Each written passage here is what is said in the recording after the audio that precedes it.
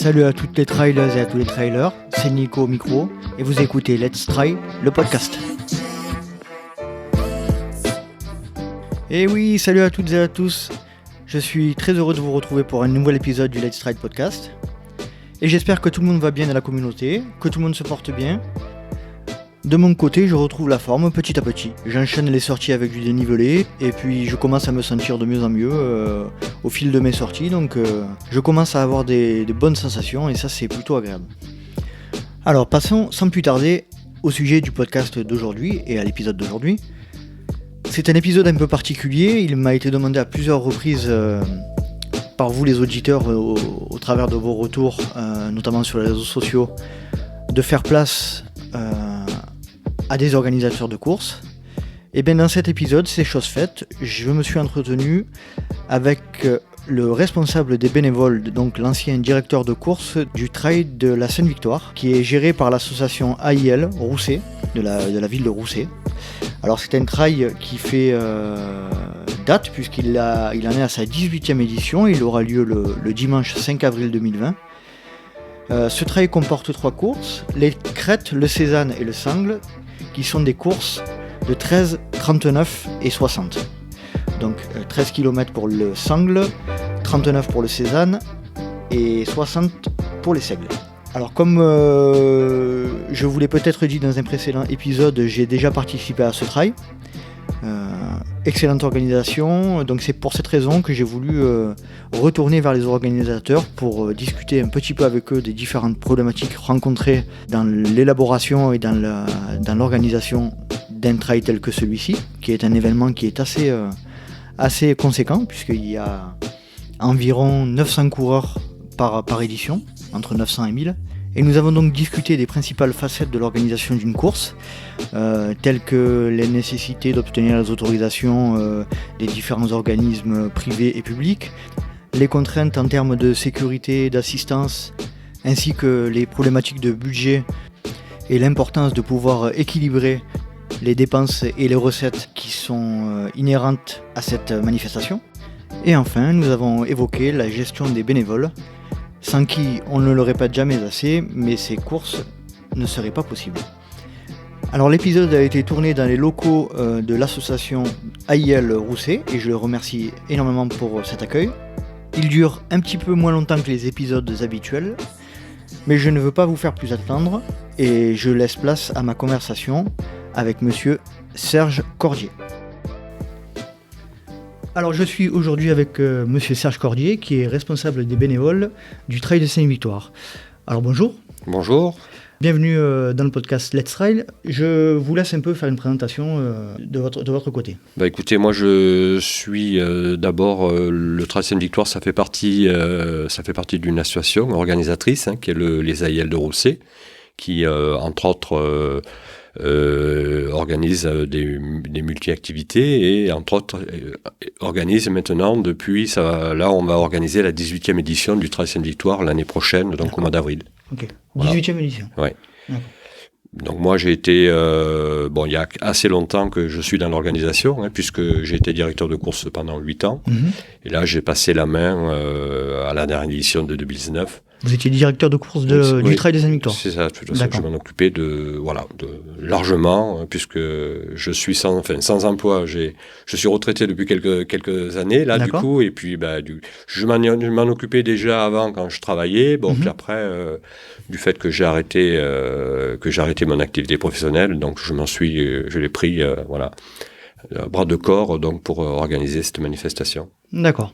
Donc vous êtes à la retraite et donc vous êtes l'ancien directeur de course. La personne qui est directeur de course aujourd'hui, c'est... Alors c'est quelqu'un que dans le monde du trail, beaucoup de gens le connaissent, puisque c'est lui aussi qui s'occupe du challenge des trails de Provence, qui est Philippe Exposito, qui habite aussi sur Rousset, et qui maintenant, l'organisation du trail de la Sainte-Victoire est organisée par un binôme et une équipe assez conséquente. Donc le binôme, c'est Philippe Exposito et Marc Pérez.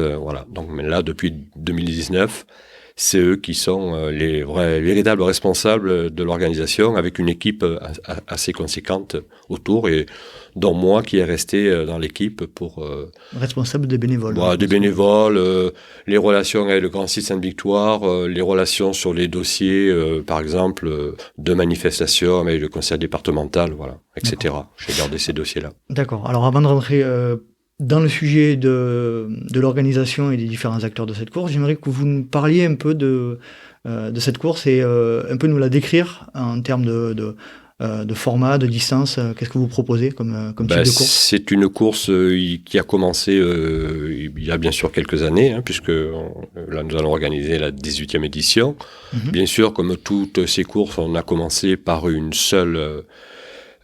seul tracé qui a évolué au fil des années, puisque je crois qu'on a commencé aux alentours d'une 40aine de kilomètres, et maintenant sur le grand parcours nous sommes à 60. Alors bien sûr, comme toutes les organisations, pour des raisons de budget, on a été obligé d'évaluer d'organiser plusieurs tracés, plusieurs longueurs de course pour arriver à monter un budget qui tienne à peu près la route, puisque sur une seule course, c'est assez difficile.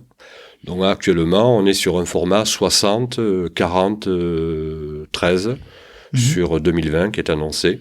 Donc 60 km, 40 km, voilà, 13, et en termes de dénivelé, vous proposez quoi à peu près? Alors on est sur du 3000 sur le 60, on est à un peu plus de 1500, entre 15 et 1700 sur le 40, et on est, je ne me souviens plus très bien, sur le 12, on doit être à 500 à peu près, enfin voilà. D'accord. Et avec comme point commun de passer à des endroits en particulier, où certains passent à des endroits. Alors, moi, j'ai déjà fait cette course il y a à peu près 4-5 ans. Ouais. J'avais fait le 37 à l'époque, c'était un 37. Ouais. Et on passait pas, il me semble, à la Croix, à la Sainte-Victoire. Ah oui, tout à fait. Ouais, voilà. Donc, il me semble que c'est encore le cas, c'est-à-dire qu'il n'y a que le parcours long qui passe au sommet de la Sainte-Victoire. Exactement, ouais. Il n'y a que le 60 km qui parcourt les crêtes de la Sainte-Victoire, puisque comme c'est un massif qui fait partie des massifs de France et qui est géré par le Grand Site Sainte-Victoire, il est vrai qu'il y a on peut pas faire ce qu'on veut sur le massif, il faut des autorisations et justement, dans la charte des manifestations, on ne peut pas, bien sûr, faire passer 2 tracés au même endroit. D'accord. Voilà, c'est un peu les difficultés que l'on a. Voilà, donc c'est pour ça que quand on choisit de faire le 60, on se retrouve... sur le bas de la Sainte-Victoire, il y a des endroits où les 3 courses passent, surtout aux abords de Rousset. Mais les tronçons communs voilà, au début. Exactement, ouais. Mais après, une fois qu'on est au pied de la Sainte-Victoire... les chemins se séparent. Les chemins se séparent, c'est le cas de le dire. Et vous avez combien de coureurs à peu près par course? Alors là, c'est pareil. On est restreint avec des obligations qui est donc donné par le Grand Site Sainte-Victoire. On est sur du 350 sur le 60, 250 sur le 40. D'accord. Et après, sur le plus petit parcours, là, comme on monte pas vraiment sur la Sainte-Victoire, là, on a fixé 400 coureurs à peu près. Voilà. D'accord. On est à peu près sur ces bases-là. Voilà. Donc, on ne pourra jamais aller au-delà, puisque on est quand même dans un petit village et on ne peut pas non plus accueillir des milliers de coureurs comme il se fait sur d'autres courses. Sur d'autres courses. Et donc, pour établir le nombre de participants sur un format ou une course en particulier, ça dépend pas de vous, en fait. Ça dépend... là, à partir du moment où on va sur la Sainte-Victoire, ça dépend pas de nous. Voilà, ça a été fixé dans une charte de manifestation, qui est d'ailleurs, s'il y avait d'autres organisations qui voulaient organiser des choses sur la Sainte-Victoire, c'est comme ça qu'ils... Ils seraient soumis aux mêmes, exactement, aux mêmes problématiques. D'accord. Tout à fait, ouais. Donc j'aimerais qu'on parle de l'organisation de la course. On en a parlé tout à l'heure légèrement, mais quels sont les principaux acteurs? Donc on a parlé du directeur de course, de son adjoint, de vous-même responsable des bénévoles, et ensuite qu'est-ce qu'il y a comme principaux acteurs? Après, vous avez des gens qui s'occupent des ravitaillements, vous avez les responsables de ravitaillement, vous avez des gens qui s'occupent des secours, de tout ce qui est nous avons la Croix-Rouge ou une autre identité donc qui s'occupe de la sécurité des coureurs, tout ce qui se passe sur la salle des fêtes aussi, concernant les repas, la restauration, les vestiaires, la remise des prix, donc là il faut des équipes assez conséquentes pour, bien sûr, prendre en charge tout ça. D'accord. Et vous avez des chefs de poste un peu ou... Exactement. Ouais, vous avez des chefs de poste qui sont responsables des différents bénévoles. Tout à fait. Ouais, on fonctionne comme ça, puisque puisque on va sans doute l'aborder, mais c'est aux alentours de 200 bénévoles à peu près pour arriver à tourner sur une manifestation comme la nôtre. Donc 200 bénévoles, vous avez un peu une petite idée de comment sont répartis ces bénévoles en termes de sur le terrain, sur les parcours Alors c'est vrai que sur les terrains, on essaye c'est pas qu'on ne veut pas, mais on essaye d'en mettre aussi les moins possibles, vraiment aux endroits où les coureurs pourraient se tromper. Bon, il y a quand même des endroits où il y a des contrôles de dossard, donc bien sûr là il faut des bénévoles. Ensuite, bien sûr, où il y a un maximum de bénévoles, c'est sur les ravitaux, sur des points de sécurité. Après, quand on a un parcours qui mesure 60 km plus les à côté, c'est sûr qu'il faut, on a plusieurs ravitaux, on a un massif qui est conséquent, donc avec une face nord et une face sud, donc il faut mettre des bénévoles de l'autre côté, voilà. Et heureusement que dans les bénévoles, on a justement toutes ces personnes qui viennent des villages que les coureurs traversent, où là, on a un apport automatiquement de bénévoles. Voilà. Il n'y a pas vraiment besoin d'aller de trop chercher, puisque automatiquement, ces gens-là se portent bénévoles. C'est souvent des gens du village. Voilà, donc là, c'est vrai que c'est assez sympa de retrouver ça. Donc justement, j'allais évoquer ce sujet. J'allais vous poser la question, comment sont-ils recrutés? À première vue, ils ne sont pas recrutés, ils viennent pour la majorité, pour la totalité d'eux-mêmes, c'est-à-dire que... Alors, c'est vrai qu'ils viennent. Alors, nous avons dans l'association des AIL deux clubs, deux sections qui nous apportent beaucoup de bénévoles, puisqu'on a une section course à pied et une section rando. Et c'est vrai que le maximum de bénévoles viennent de ces deux sections. Après, on fait toujours un appel à bénévoles sur notre site internet. Donc, on a toujours des extérieurs qui, toutes les années, il y en a certains qui viennent depuis des années, il y en a certains, ils viennent une année, puis on les revoit plus. On a des bénévoles qui viennent de toute la France. Après, voilà, c'est le bouche en oreille, c'est les villages où la manifestation passe. Donc, automatiquement, il y a des... Ça crée une émulation, en fait. Et c'est vrai que on souffre pas trop de manque de bénévoles. Manque de bénévoles. Non, c'est vrai. Il faut dire que on se démène quand même, puisque moi j'ai une base de données de bénévoles de je ne sais pas combien, et toutes les années, je renvoie des mails à ces gens-là. Je fais des appels, et j'essaye de les remotiver pour qu'ils reviennent. Donc je sais pas si je faisais pas ça, je sais pas comment ça se passerait, mais quoi qu'il en soit, ça a l'air de fonctionner. Et vous êtes obligé d'en refuser des bénévoles aujourd'hui ou... Non, généralement, jamais trop. Non, jamais on le refuse parce que même si à un certain moment on en a beaucoup, on sait qu'on va avoir de la déperdition, au plus on arrive vers la manifestation. Oui, il va y avoir des impondérables, des gens qui vont pas venir, etc. Des gens qui sont blessés, voilà. Donc automatiquement, tous les bénévoles qui s'inscrivent, généralement, même si on s'aperçoit qu'on en a trop, on n'avait pas prévu d'en mettre là, on met justement parce que, après tout, la personne voulait être bénévole, donc si on la refuse, on la reverra plus jamais, quoi. D'accord. On va passer sur l'aspect plus réglementaire de l'organisation d'une course. C'est une question que je me pose beaucoup quand je vois la complexité des différentes courses auxquelles je participe. Oui. Est-ce que vous pouvez nous expliquer un peu les différentes problématiques rencontrées, notamment avec les propriétaires privés ou les administrations pour les autorisations, les passages dans les endroits? Donc vous avez un peu parlé de l'association qui gère l'accès à la Sainte-Victoire, les grands sites Sainte-Victoire, mais j'imagine qu'il n'y a pas que ça, il y a aussi les propriétaires privés. Tout à fait. Il y a aussi les communes avoisinantes, donc est-ce que vous pouvez nous en parler? Là, c'est au fil des années, c'est pour ça que j'essaye qu'il y ait une continuité par rapport aux relations.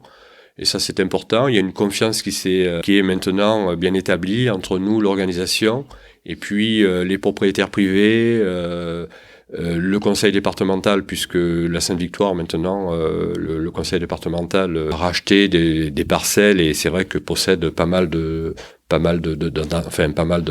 sur la Sainte-Victoire. Après, il y a bien sûr le grand site Sainte-Victoire, et on travaille au fil des années avec des gens que l'on connaît bien. Ils ont confiance en nous, on a confiance en eux. Et même au niveau des propriétaires, c'est pareil, puisque quelquefois, on fait des conventions avec les propriétaires, c'est-à-dire qu'on s'engage, hein. On s'engage, c'est-à-dire au dernier moment, comment dirais-je, le parcours n'est pas dévoilé jusqu'au dernier moment, par exemple, parce que les propriétaires privés, ils ne veulent pas voir des gens qui défilent tout pour faire les recos, voilà, etc. exactement. Ouais. Voilà. Donc on a des engagements pour certains et ça fonctionne comme ça. Et il faut faire comme ça parce qu'autrement, par contre, on essaye voilà, si on passe à quelque part, on essaye que le propriétaire retrouve justement son tracé impeccable, hein, parce que ça peut pas fonctionner, hein, si on commence à faire comme ça. Ben, c'est sûr qu'au fil des années, après les relations se détériorent et puis malheureusement, c'est pour ça qu'on a des trails qui disparaissent. D'accord. Parce que justement... c'est un aspect qui est peut-être sous-estimé par les organisateurs parfois. Tout à fait. Tout à fait. Ouais. Ça, il faut essayer d'être réglo avec les gens. Bon, après, il y a des gens qui veulent pas, hein, mais ça n'a pas toujours été facile, hein, sur la Sainte-Victoire. On a eu une propriétaire pendant quelques années qui voulait plus qu'on passe. Et c'est vrai qu'elle était propriétaire pratiquement... pas de la face sud, mais pas loin. Et ça a été compliqué, quoi. Hein. C'est pour ça que le parcours a changé à un certain moment. D'accord. Et ça, voilà. Et aujourd'hui, vous êtes confronté encore à ce type de problématique? Non, plus maintenant, puisque du coup... Depuis combien d'années à peu près vous êtes tranquille? Vous reproposez à peu près toujours le même parcours tous les ans Là, c'est vrai que ça fait 2-3 ans qu'on est un peu toujours sur le même parcours. Bon, on a vraiment l'intention de changer notre parcours... à notre 20e anniversaire, donc on a encore 2 ans. On fait encore on fait toutes les années un peu quelques retouches, si vous voulez, mais après malheureusement sur la Sainte-Victoire on ne pourra jamais faire le parcours de notre rêve, hein, puisque on connaît bien des endroits et des sentiers, sauf que le gestionnaire du site ne va pas nous laisser passer, puisqu'il faut qu'on passe malheureusement ou heureusement que sur des chemins de randonnée. D'accord. Voilà, donc c'est pour ça que voilà, ben ça sera. Ça restera vos chemins d'entraînement. Exactement, tout à fait, exactement. Est-ce qu'on peut évoquer, alors sans rentrer vraiment dans les détails, quels sont les principaux moyens de revenus hormis les inscriptions de votre course? Est-ce que vous avez des participations extérieures, le département, le conseil général, je sais pas. Oui, on a un peu le conseil départemental qui nous aide, la mairie de Roussé, bien sûr. D'accord. Après, le travail de chaque organisation, c'est de trouver des gens qui vous aident, hein, voilà, en termes de sponsors, en termes, voilà, et ça aussi c'est un gros travail, hein, et il y a des gens dans l'équipe aussi qui font que ça pour essayer d'alléger la note, hein, au fil du temps. Non. Et c'est vrai que chaque année, c'est différent, hein, puisque quelquefois, on arrive à trouver des gens qui veulent nous aider sur une manifestation et qu'on ne retrouve pas forcément l'année d'après. Donc, on est toujours en train de rechercher des financements. D'accord. Alors, c'est vrai que, bon, bien sûr, on essaye de faire les choses bien, hein, puisque je pense que sur toutes les manifestations, on établit un budget. Et on essaye de le respecter par tous les moyens. Je vais de suite vous dire qu'on ne gagne pas d'argent, hein, mais quand on arrive à équilibrer... C'est déjà bien. C'est déjà bien. D'accord, et globalement, depuis ces 18 années, globalement, vous arrivez à équilibrer les comptes, vous arrivez à vous en sortir tout à fait, sans trop dépenser. Tout à fait. C'est vrai qu'un jour, on voudrait peut-être essayer, parce que je pense qu'un jour, des aides, on en aura de moins en moins. Donc c'est vrai que si on peut arriver à l'autosuffisance un jour, ça serait bien. On essaye d'avoir des prix d'inscription très raisonnables. On n'est encore pas à 1 € le kilomètre, donc sur notre manifestation. Vous êtes au-dessus ? Au-dessous. Vous êtes au-dessous? Ah oui, bien sûr, on est largement au-dessous, ouais. Donc voilà, si on peut maintenir... ce qui est rare, hein, d'ailleurs. Ce qui est rare, dessous, ouais. Hein. Et on sait, il y a des dépenses qui sont malheureusement incontournables, hein, sur une organisation comme ça. Il y a des choses, vous pouvez malheureusement pas faire autrement que d'avoir la dépense, donc... Voilà, donc on n'est pas en autosuffisance, mais on essaye d'y travailler toutes les années. D'accord. Ça, si on arrive à trouver... C'est l'objectif quand même. Quoi. Exactement. D'accord. Est-ce qu'on peut évoquer les principales contraintes en termes de sécurité et de soins apportés aux coureurs? Vous avez parlé tout à l'heure de la Croix-Rouge, etc. Vous avez des contraintes qui sont fixées par, tout à fait, ouais. J'imagine, par la préfecture? Bien sûr. On est obligé d'avoir un médecin, on est obligé d'avoir... une organisation style Croix-Rouge, Croix de Malte ou ou les pompiers ou d'autres. Voilà. On a des secoureurs aussi sur notre manifestation, coureurs aussi, que l'on positionne à des endroits stratégiques. Ça, on ne le voit pas sur beaucoup de manifestations, mais ici, on essaye de le garder. C'est quand même une sécurité pour nous, c'est-à-dire des gens qui sont sur le terrain, des coureurs, et qui ont un minimum, si vous voulez, dans leur sac pour apporter assistance aux coureurs. Soins, ou... Voilà, exactement. D'accord. Ça, c'est un poste, malheureusement, on peut pas, voilà, on peut pas faire. Excusez-moi, ce sont des gens qui sont placés donc le long du parcours ou qui courent dans le. Qui courent normalement. Sur les portions. En général, on les met sur la crête. D'accord. Et donc là, ils sont positionnés là parce que là, c'est vraiment des endroits où on a constaté des blessures. Souvent, les gens se blessent à ces moments-là, donc voilà. Quelles peuvent être vos responsabilités en cas d'accident grave ou on peut pas jusqu'à là peut-être, mais ou en cas d'éventuellement de décès sur une de vos courses? On n'arrive pas bien à se représenter la responsabilité que ça peut engendrer pour un organisateur de course. Ah ben là, s'il y a un problème grave, écoutez, on touchant du bois, hein, ça n'est jamais arrivé. Il y a déjà eu des coureurs, malheureusement, qu'on a été obligé d'évacuer à l'hôpital. Pendant les hôpitaux ou ailleurs, mais bon, on n'est jamais quand même arrivé à l'accident grave. J'avoue que là, tout dépend. Hein. Il peut y avoir des conséquences pour tout au moins le président de notre association, voir si vraiment on découvre qu'il y a des choses qu'on a mal faites, voir peut-être d'autres personnes. Bon, j'avoue que je sais qu'il y a eu des manifestations où il y a eu des décès. On a quand même entendu par-ci par-là que les gens, voilà quoi. Les manifestations, souvent, elles sont arrêtées, elles peuvent plus continuer, voilà. Donc, je pense que il y a des grosses responsabilités derrière si ça arrive, quoi. Bon. Exactement. Quand on envoie 350 ou 500 coureurs sur un massif, c'est vrai que voilà, le soir, on est content qu'on ait récupéré tout le monde en bonne santé, quoi. Ça, c'est quand on est organisateur, c'est vraiment, je dirais, le souci primordial, numéro un. C'est pour ça qu'au niveau de la sécurité, il faut vraiment, même si quelquefois on pense qu'il y a trop de bénévoles, mais le bénévole, il peut être là pour sécuriser des endroits particuliers. Donc c'est vrai qu'il, voilà, ça. Plus il y a de bénévoles, mieux c'est de toute manière en termes de sécurité. Tout à fait. Et par quels moyens vous êtes couvert? J'imagine que vous avez des assurances. Oui, on a une assurance, bien sûr. Comme c'est l'assurance la responsabilité de notre association qui prend en charge s'il y a un souci particulier. 18 ans d'organisation, on touche du bois, rien de particulier, donc c'est que ça fonctionne bien et que la sécurité est bien. Ouais, on n'est pas à l'abri, parce que quelquefois il ne faut pas faire grand-chose pour se faire mal, donc voilà, là pour l'instant, tout va bien. J'aurais envie qu'on évoque un peu la suite. Dans un avenir relativement proche, est-ce que vous souhaitez que votre événement évolue vers quelque chose de différent, de plus gros, de plus petit, ou qui reste le plus longtemps possible ce qu'il est aujourd'hui? On s'aperçoit que les courses qui perdurent, c'est souvent des courses où il y a, je pense comme de partout, il y a un peu des phénomènes de mode, hein. Donc c'est vrai qu'il faut regarder ce qui se passe ailleurs. Moi j'aime bien regarder, aller sur d'autres organisations. Il y a toujours des choses intéressantes à récupérer à droite et à gauche.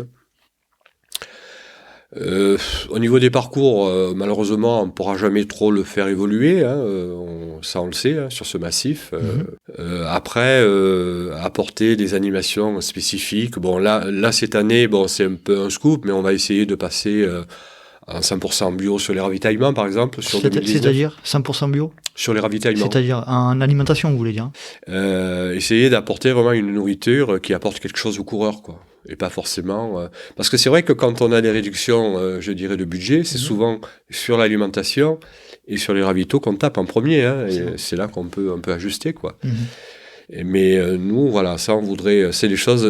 on a toujours proposé un excellent repas sur la Sainte-Victoire, avec un traiteur qui est là. Je confirme. Voilà, vous confirmez. Donc ça, c'est des choses que l'on veut... C'est un peu notre marque de fabrique, hein, sur notre manifestation. Ça, c'est des choses. C'est la qualité des repas et des ravitaillements. Exactement. Après, voilà. S'il faut, on verra comment ça tourne. Hein, on verra, on suivra un peu les phénomènes de mode. Pourquoi pas, je sais pas, moi, une fois, peut-être organiser... on a fait des relais, voilà, il faut regarder ce qui... on n'a jamais fait de kilomètre vertical, mais pourquoi pas on n'a jamais fait de course de nuit, mais pourquoi pas, voilà. On n'a jamais fait un jour, peut-être qu'on pourrait organiser un ultra aussi, pourquoi pas. Ouais, mais ça dépendra des contraintes que vous avez par rapport à l'association qui gère le massif. Oui, tout à fait. Ouais. Mais ça faisable. Ça serait faisable, oui, tout à fait. Ouais.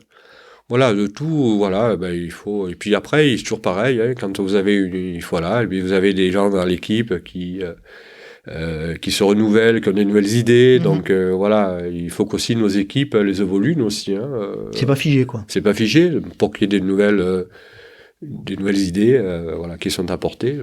Vous en avez parlé légèrement tout à l'heure, mais quelle est l'importance de l'écologie dans la course? Donc vous avez parlé des ravitaillements bio, vous mettez en place des navettes, différents types d'éléments par rapport à cet aspect-là ou pas? Au niveau du développement durable, ça fait déjà quelques années vraiment où on s'y est penché dessus. Ça fait des années qu'on ne trouve plus de gobelets sur nos ravitaillements. On s'engage à un certain nombre de choses. Par exemple, on a de l'eau.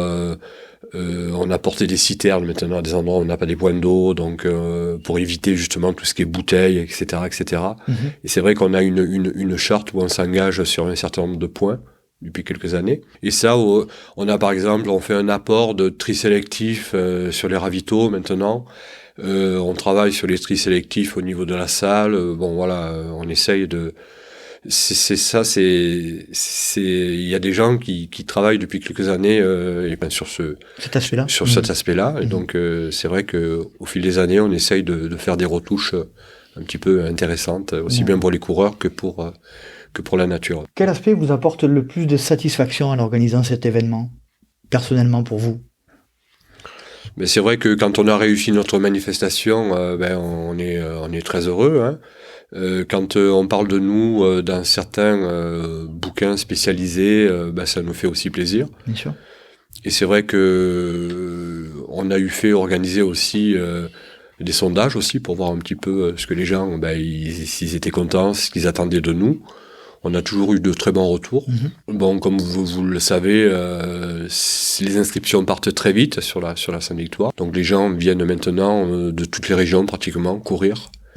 On a quelques étrangers aussi qui viennent. À combien de temps les dossards partent pour les inscriptions? Alors c'est variable. Hein. Alors ça a un peu changé sur le 60 km puisque maintenant on demande aux coureurs de nous donner une course référente, voilà, donc au moins 40 km et qu'ils aient fait 2000 mètres de dénivelé sur l'année qui précède notre manifestation. Et là, c'est vrai que depuis qu'on a mis ça en place, généralement, dans la semaine, on arrive à vendre tous nos dossards, quoi. Alors qu'avant, c'était beaucoup plus rapide. Mais il y a eu sur quelques éditions, sur une journée, par exemple, on avait tout vendu, quoi. Ça va très, très vite. Ça montre bien quand même qu'il y a beaucoup de gens qui s'inscrivaient, peut-être qui n'étaient pas au niveau auquel vous attendiez. Tout à fait. C'est pour ça qu'on a apporté cette retouche. Voilà. Parce que c'est vrai qu'on avait des gens qui étaient on avait des gens qui bien sûr, on avait beaucoup de gens qui s'arrêtaient en route, hein, parce que bon, ils s'inscrivaient et puis malheureusement, ils n'avaient pas les capacités pour faire le parcours, quoi. D'accord. Et vu qu'on a instauré ça, c'est vrai qu'on a des gens, voilà, ce sont je dis pas qu'il y a pas des véritables trailers, mais quoi qu'il en soit, c'est des gens qui ont des références, quoi. Qui ont des références, qui sont plus aguerris à la distance et qui peut-être du coup relèvent le niveau de cette course-là. Tout à fait. D'ailleurs, il me semble que quand j'ai participé au 35, cette année-là, il y avait Andy Simons. Alors, je crois qu'il vient régulièrement participer à votre course, hein, il me semble. Oui, on a aussi depuis pratiquement toujours, on a toujours invité des coureurs, des grosses pointures en fin de compte. On a toujours essayé de faire venir des grosses pointures. Donc c'est vrai que toutes les années, on essaye d'essayer de faire venir. Bon, c'est de plus en plus difficile, hein, parce qu'ils sont très sollicités, ils sont dans des teams et tout ça. Sûr. Mais on essaye quand même. Bon, Ludovic Pomori, il est venu très très souvent. Voilà. Il y a eu l'époque d'Awa Sherpa qui a fait je sais pas combien d'éditions ici. Voilà. Sylvain Cour est venu. Bon, l'année où il est venu, après il a été champion du monde. Donc voilà, c'est. Ça vous a apporté de la visibilité. Oui, bien sûr, en termes d'événements, quoi. Tout à fait, ouais, exactement. Bon, Speyler est venu. Voilà, on essaye de toutes les années, justement dans notre budget, de faire venir des gens, de les inviter. Donc là, vous invitez, vous prévoyez une enveloppe, on va dire, athlète de haut niveau. Tout à fait. Ou de très haut niveau en l'occurrence. Ouais, tout à fait. Et vous prévoyez ça dans votre budget, d'accord. Exactement. On va parler des coureurs en eux-mêmes par rapport à vos 18 ans d'expérience dans l'organisation. Est-ce que vous avez vu une évolution des mentalités des coureurs et de la pratique depuis la création de votre course? Alors ça peut être une évolution des mentalités sportives ou de manière sociétale, ou vous avez constaté quelque chose qui a évolué? Bah, je sais pas, moi il me semble que les coureurs rajeunissent, hein, c'est-à-dire que comme je crois dans le trail en général, c'est vrai qu'avant on voyait un peu, c'était plus des coureurs qui avaient fait déjà beaucoup de choses et qui se mettaient sur le trail un peu en fin de, voilà. Et là, moi je crois que le trail, les participants se rajeunissent, hein. On a des coureurs de plus en plus jeunes qui se mettent au trail, et qui sont d'ailleurs très performants. Voilà, bon, dans les mentalités, moi je trouve que les mentalités sont bonnes, hein, dans les trailers. Ils sont respectueux de la nature, ils sont respectueux de l'organisation. La plupart du temps, ils savent comment ça se passe, hein, puisque bon, c'est des gens qui font beaucoup de courses, donc bon, bien sûr, ils voient les différences, hein, d'une manifestation à une autre. Bon, il y a des endroits, quelquefois, il n'y a pas grand-chose sur les ravitaux, ou il n'y a pas grand-chose dans les récompenses et tout ça. C'est vrai que nous, on a toujours essayé de proposer quelque chose de bien. Voilà, bon, dans la mesure de nos possibilités. Bon, c'est vrai que dans les mentalités, après, il y a toujours des consommateurs, hein, des gens qui des fois, à qui on dit non, ça leur, voilà, ils voudraient venir courir, mais bon, ils ont pas, voilà, ils peuvent pas venir, ou alors, c'est fini, on est arrivé au quota de coureurs, donc c'est sûr qu'on refuse du monde, hein, donc les gens sont pas toujours très contents. Mais bon, c'est comme ça. Hein, ça, c'est la rançon de la gloire. C'est la rançon de la gloire, tout à fait. Exactement. Bon, donc vous ne constatez pas une dérive des mentalités comme on l'entend de ci et de là. Je ne sais pas, qu'est-ce que vous appelez dérive? Alors, dérive d'un aspect plus, comment dire, vu que ça se démocratise et que ça devient de plus en plus populaire, effectivement, les anciens, entre guillemets, trailers, j'entends de plus en plus que, voilà, il y a une certaine dérive de la mentalité par rapport à la base de ce sport, c'est-à-dire à la mentalité première. Voilà, vous ressentez pas particulièrement de dérive négative chez les gens, quoi. Ouais, non, mais il y a toujours quelques, voilà, je dirais un peu comme les automobilistes, hein, il y a toujours quelques gens par-ci par-là qui, bien sûr, voilà, sont pas très respectueux de tout ça, mais bon, en général, ça se passe bien. C'est à la marge. Ouais, c'est à la marge. Globalement, c'est une population, les trailers et les trailers qui sont...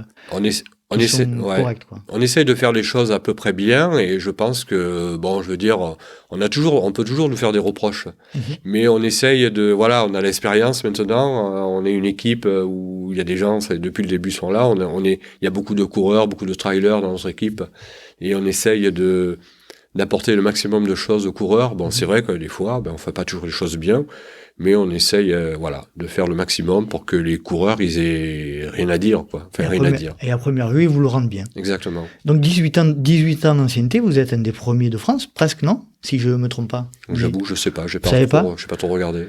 Ça fait 2001? Ouais, c'est pas récent. Non, vous avez commencé à être un trail historique. C'est sûr, ouais. Voilà. Quand on va fêter nos 20 ans, ouais. Ça va être sympa. J'avoue, j'ai pas trop regardé les courses. Bon, après, les courses qui sont autour, là, après, faut regarder les plus importantes. Il y en a que je pense qu'ils sont encore peut-être plus anciennes que nous. D'accord. On peut juste parler un petit peu de vous personnellement en tant que coureur? Ma carrière sportive, elle va être vite faite. Non, moi, quand je suis arrivé ici, il y a une quinzaine d'années, j'avais jamais trop fait de trail avant. Et puis c'est vrai que quand je suis arrivé au club, là, il y avait des trailers, il y avait des coureurs sur route. Et puis c'est vrai qu'on a tous, moi j'ai bien accroché au niveau du trail. C'est vrai que et puis la nature, etc. Enfin, c'est autre chose que de courir sur la route. Oui, tout à fait. Et malheureusement, j'ai fait pas mal de trucs. Je suis allé à La Réunion, j'ai essayé de faire quelques courses intéressantes, mais malheureusement, physiquement, il y a quelque chose qui n'a pas tenu. Puis, je me disais que quand je serais à la retraite, je m'étais dit, tiens, j'irais faire peut-être quelques ultras, voilà, j'avais déjà repéré des choses intéressantes. Bon, malheureusement, ma carrière de coureur, ça s'est vite arrêté, quoi, puisque j'ai malheureusement un genou qui est très abîmé, et voilà. Donc, j'essaye maintenant, je ne peux que marcher ou randonner très rapidement. et faire du dénivelé, mais c'est tout ce que je peux faire. Je peux plus courir malheureusement. D'accord. Mais bon, moi, les coureurs, voilà, j'ai toujours beaucoup de contacts avec les coureurs. D'accord. Bon, on arrive à la fin de notre entretien. Vous voulez rajouter quelque chose ou pas particulièrement ? Non, pas particulièrement. Non, mais écoutez, ça m'a fait plaisir de vous donner quelques explications et renseignements concernant nos courses, qui, bon, j'imagine, sont un peu pareils et identiques sans doute ailleurs, mais voilà. Non, mais c'est vrai que le but premier du podcast, c'est de rencontrer des personnes comme vous qui savaient de quoi elles parlent et pour donner aux auditeurs des informations qu'on n'a pas régulièrement ou alors qu'on pense avoir et qui sont erronées. Donc c'est bien de rencontrer des personnes qui sont vraiment confrontées à la situation. Tout à fait. Et c'est vrai que on n'en a pas beaucoup parlé, mais c'est les bénévoles. Les bénévoles, si vous n'avez pas de bénévoles, vous pouvez pas. Voilà, le bénévole, ils sont pas rémunérés encore. Donc voilà, c'est des gens qui viennent là par passion, et c'est vrai que sans eux, on peut rien faire. On est nous-mêmes aussi bénévoles, donc. Tout à fait. Ouais. Et oui, vous êtes une association de loi 1901 ou, Tout à fait. Tout à fait. Ouais. D'accord. Donc du coup, il n'y a pas de rémunération possible. Non. D'accord. Bon, mais écoutez, monsieur Cordier, je vous remercie énormément de m'avoir reçu chez vous, dans votre association. Et puis, j'espère qu'on se recroisera sur un de vos événements. Et je vous dis à bientôt. D'accord, avec plaisir. Merci. Merci. Et voilà, cet épisode est à présent terminé. J'espère qu'il vous a plu et qu'il vous a apporté des enseignements concernant l'organisation d'une course et d'un trail aussi important que celui du trail de Sainte-Victoire. Pour ma part, j'ai appris énormément de choses et je remercie de nouveau monsieur Cordier d'avoir répondu favorablement à ma demande d'interview. Pour suivre le Trail Sainte-Victoire, vous n'avez qu'à aller sur le site internet Trail Sainte-Victoire et également sur le Facebook Trail Sainte-Victoire. En ce qui concerne le LTP, et comme je vous le répète à chaque épisode, n'oubliez pas de noter avec 5 étoiles sur Apple Podcast. Ceci permet d'augmenter la visibilité et ceci est excessivement important pour que le LTP monte dans le classement sur cette plateforme.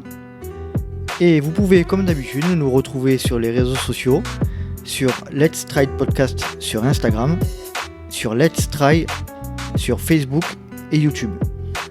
Dans les semaines qui précèdent la sortie de cet épisode, j'aurai certainement mis en place une newsletter. Donc n'hésitez pas à vous abonner à celle-ci, les liens seront disponibles sur les différents réseaux sociaux que vous avez l'habitude de consulter. J'espère donc vous retrouver pour un prochain numéro du Let's Ride Podcast. D'ici là, n'oubliez pas, vive le trail libre, vive Let's Trail, et si vous pensez que c'est impossible, faites-le pour vous prouver que vous aviez tort. Salut